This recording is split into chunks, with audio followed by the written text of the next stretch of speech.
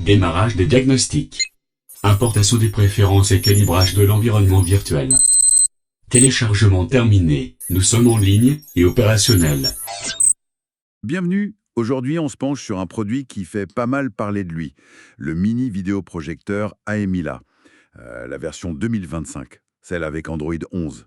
Il est carrément numéro 1 des ventes sur Amazon France dans sa catégorie. Alors forcément, on a voulu creuser un peu. Pour ça, on a regardé de près la fiche produit Amazon, on a compilé pas mal d'avis clients, de France mais aussi d'ailleurs, et son classement. L'idée, c'est de comprendre ce qui fait son succès. Qu'est-ce qu'il a de si spécial? Aller voir au-delà de la technique, quoi. Ce qui frappe déjà, c'est son créneau. Un projecteur portable, home cinéma qui disent, mais avec des trucs modernes. Android 11 dedans, le Wi-Fi 6, et même des modes Galaxy, j'ai vu ça. Oui, c'est ça. L'intégration d'Android 11, c'est assez malin. En fait, plus besoin de connecter un ordi ou une clé. On a directement accès à YouTube, Netflix. C'est beaucoup plus simple. Ah oui, d'accord. Moins de fils, plus de facilité. Exactement. Et le Wi-Fi 6 avec le Bluetooth 5.2, ça assure une connexion plus stable. C'est important pour le streaming ou pour brancher une enceinte sans fil, par exemple. Logique. Et ces modes Galaxy, alors, c'est quoi le truc? C'est un petit plus pour l'ambiance. Le projecteur peut créer des effets lumineux au plafond, un peu comme un ciel étoilé. C'est sympa.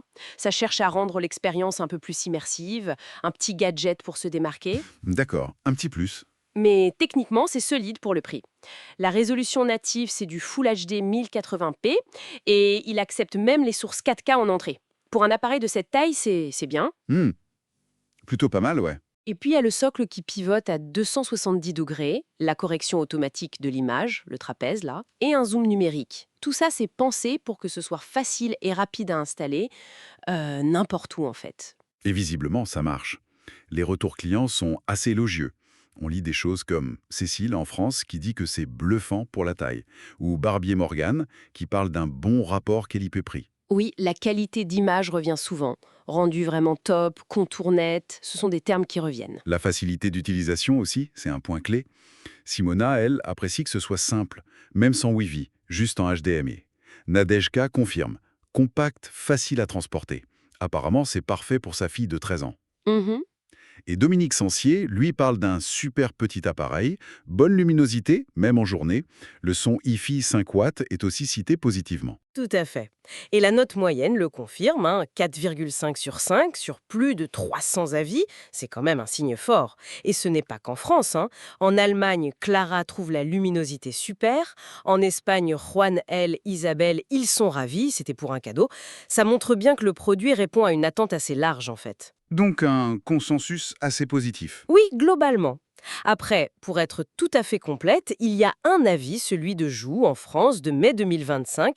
Il était content au début, mais il s'inquiète un peu pour le long terme, d'une possible accumulation de poussière à l'intérieur, difficile à nettoyer. Il questionne un peu la conception sur ce point. Ah d'accord. C'est un point à noter, même s'il semble assez isolé parmi tous les retours très positifs. Un point de vigilance donc. Mais ça n'empêche pas le statut de numéro 1 des ventes. Et la garantie de 3 ans, ça rassure quand même un peu, non? Point, la garantie de 3 ans. Et d'ailleurs, on a vu qu'il était souvent en rupture de stock sur Amazon. Signe que ça part vite au gogo. Très probablement, oui. Bon, alors, si on essaie de synthétiser, on a un mini projecteur, compact, bourré de fonctions modernes, Android, Wi-Fi 6, qui offre une belle image pour sa taille et son prix, et surtout qui est hyper simple à utiliser.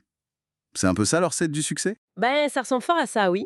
Et au-delà de ce modèle précis, ça soulève une question, je trouve. Le succès de ces appareils compacts, performants et somme toute assez accessibles, qu'est-ce que ça nous dit sur comment on consomme nos films, nos séries? On dirait que l'expérience grand écran à la maison se démocratise vraiment. Elle devient plus simple, plus nomade, moins chère aussi. Intéressant. Ça pose la question finalement, c'est quoi aujourd'hui une bonne expérience de cinéma chez soi? C'est une piste de réflexion.